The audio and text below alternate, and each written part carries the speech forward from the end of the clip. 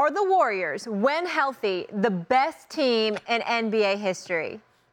Well, they were the best regular season team before they added Kevin Durant. They were the best team I had seen since Michael Scotty and Dennis Rodman started that. And so they added Kevin Durant after that, and they do all the things those Bulls teams did well. They defend better than anyone, and they're better at a more valuable shot than anyone in Chicago ever was. So, yeah, I'd make the argument that this is the best team that I've ever seen. How about they win a Game 4 against the Rockets tonight before we make them the greatest team we've all ever seen? How about that? I mean, every team that Michael Jordan played on that won a championship, all those teams are better than the Golden State Warriors, every one of them. And not only, the blasphemy sometimes from Dan Le Batard. I just don't understand this guy. Excuse me, like defense is not a part of it? You're trying to tell me that these Golden State Warriors, as great as they are at shooting the basketball, you're trying to tell me these Golden State Warriors couldn't be beaten by any of those old school teams? You got to remember, Dan, those old school rules come with it. You can get a little bit physical. You can hand check. You can do some things that you couldn't do in today's NBA game. You'll get a technical foul for having bad breath in today's game, for crying out loud.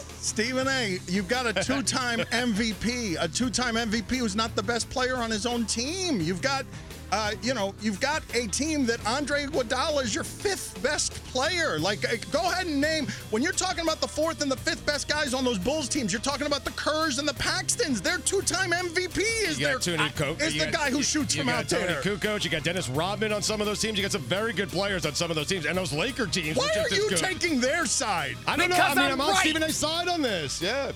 Now listen, guys, the answer is the Bulls were better. They were also greater. Like, you never know because they didn't play each other. But the Bulls were a much more dominant team than the Warriors. They didn't lose any championships once they got going. Once Jordan had a single All-Star available to him in the games he played in the playoffs, they never didn't win the championship in under 7 games, guys. It's pretty clearly Michael Jordan. They also beat amazing teams, like this idea that Jordan's teams weren't as stacked with talent. The Penny Shaq 60-win magic. They weren't playing against LeBron, Max. They weren't playing against LeBron. Penny Shaq 60-win magic with a good supporting cast who all knew their roles. Horace Grant. The Rockets have the best offensive rating in the history of the sport. Right, because he's right. Those teams were pushed every single year. Those teams were pushed. Because analytics have become more advanced and teams pay attention to them more. So, of course, they will be better, but not as dominant in their own era as the Bulls were. And they don't have Michael Jordan either. Max, how do you feel about this? Max and Stephen A., how do you guys feel about this? Because I have a personal record book, and in my personal record book, Kevin Durant has yet to win an NBA championship. He does not have a ring because up 3-1 in the Western Conference Finals, one of the two best players in the world could not close the Warriors out. So rather than come back and try again, can you imagine if Michael Jordan left the Bulls and joined the Pistons because he couldn't beat them by himself? Kevin Durant could not beat the Golden State Warriors by himself, so he left the Oklahoma City Thunder. No, that's not why he one of the 5 best left. players in the NBA. No, he left. No, that's not why he left. Stugotz, not why he left. Max? He left. Max? He left for the same reason that the Warriors wanted him, because LeBron is so great that the Warriors' 73-win team couldn't beat him. Kevin Durant knew he needed to team, like the best team ever maybe in the regular season, teamed up with one of the 2 or 3 best players in the world and ever at his position in order to overcome LeBron. That's a LeBron response that you're referring to. Well, no. You have Russell Westbrook. You're up 3-1. Kevin Durant played horribly in games 5 and 6. Played good in game 7. They lost that game.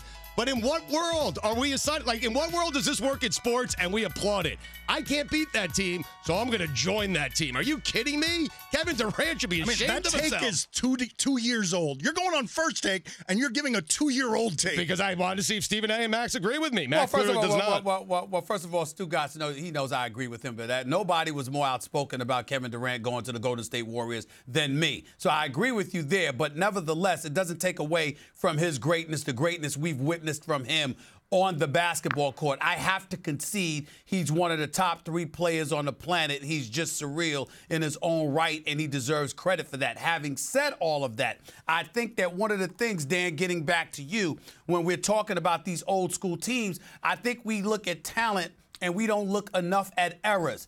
At eras, if Golden State was in that era, where you're allowed to get away with more physicality than you could ever hope to get away with now, I could make the argument, Dan, that this Golden State Warriors team, as great as they are, would be entirely too frail to deal with Jordan, and the Bulls from that era. That's the argument I can make before I even get into talent. But I can make the argument on the other end that an extraterrestrial like Kevin Durant didn't exist during Jordan's age. A 7-footer who could play from out there and make a more valuable shot than Michael was good at. I can make the argument on that end that nobody's ever shot or dribbled the way Steph Curry does. No one of that era has ever. That physical play doesn't work. That's not going to work on the guys who are on the perimeter. Durant is a unique, didn't exist back then. But Shaq and Penny with the supporting cast, 60 wins did. Kemp and Peyton with 64 wins on a great Seattle team did. Malone and Stockton on a perennial contender did.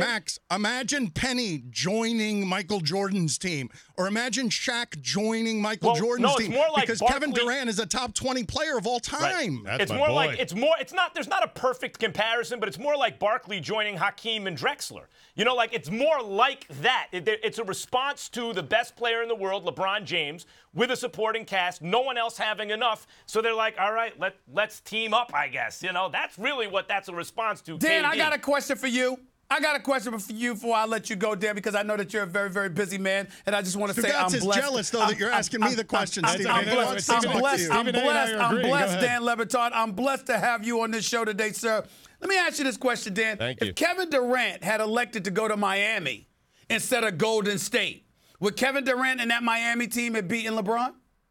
Well, the funny thing about that, Stephen A., is that when Kevin Durant came to those meetings with the Miami Heat were making the argument in those meetings that, look, the degree of difficulty on the style of play that you're playing in Oklahoma City is too hard. We think you're the best basketball player in the world if the game would just be made easier for you. And Durant took that information and is like, you guys are right. I'm going to Golden State. I want this game to be easier and more fun. So he took the information they gave him and he just went to a team that would help him make it easier. That sounds good. I want to do that.